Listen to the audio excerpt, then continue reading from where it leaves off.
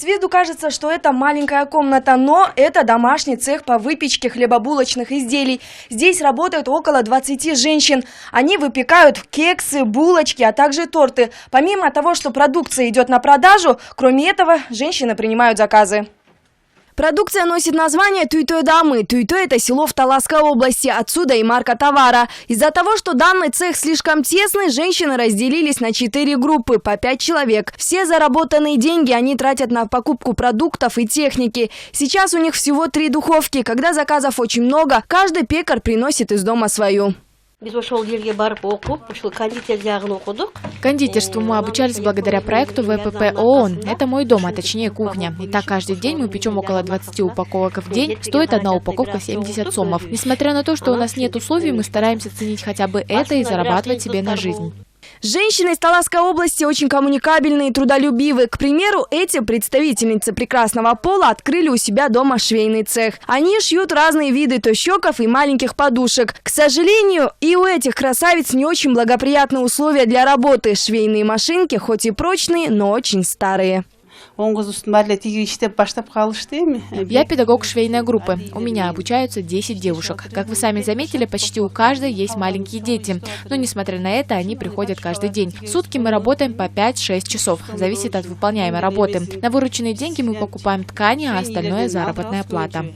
А вот и еще одно предприятие по производству консервированных овощей и фруктов. Продукция носит название Бакыян дамы. Здесь тоже работают только женщины. На данный момент продукция изготовляется в небольшом количестве. Но это лишь временно. Когда соберется весь урожай, начнется самый разгар работы. Все оборудование было куплено за счет грантовых средств от Японии, а научили нас специалисты, предоставленные ООН. Мы ждем не дождемся, когда наступит сбор урожая, ведь тогда мы сможем полноценно приступить к работе. А самое главное – заработать денег. В дальнейшем планируем готовить кетчупы под собственной маркой. Конечно же, как и в любом селе Кыргызстана, не обойдется и без земледелия. Как признаются жители села Шадыкан Таласской области, им очень сложно что-либо выращивать на земле, так как почва очень жесткая. Но теперь у них нет с этим проблем. К тому же они научились выращивать все виды овощей.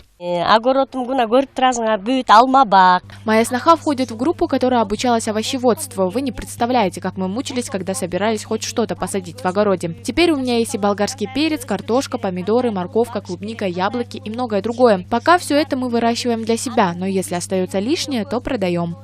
Все эти женщины безмерно благодарны посольству Японии и Всемирной продовольственной программе ООН за предоставленную возможность развивать себя и зарабатывать себе на жизнь. По словам представителей ООН, основная цель проекта была в том, чтобы женщины в селах Кыргызстана укрепляли экономику регионов и повышали производительность в разных отраслях. Мы работали с 3000 женщин, кормильцами семей. Главная наша задача была укрепить экономические возможности сельских женщин, так как большинство из них остается дома и несет бремя по воспитанию детей и домашней работы. Поэтому социально уязвимые семьи, возглавляемые женщинами, прошли целый ряд обучений по 17 направлениям в 5 областях Кыргызстана. Это все те направления, которые бы помогли им заработать деньги. Инновационную технику, ремонт помещений, а также стартовый капитал выделила японская сторона. Для поддержки сельских женщин в сфере предпринимательства и фермерства было выделено $600 000.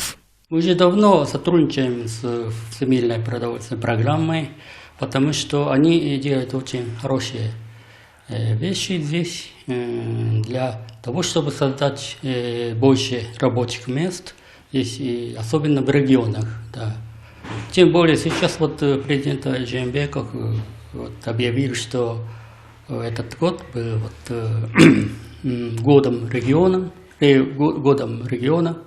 и это правильный, я думаю, путь. По словам самих женщин, проживающих в Таласской области, теперь им есть чем заняться. А главное, теперь у них есть возможность развиваться и расти по карьерной лестнице. Айзада Мухтыбек кызы, Рискелди Кокульбеков, ЛТР, Таласская область.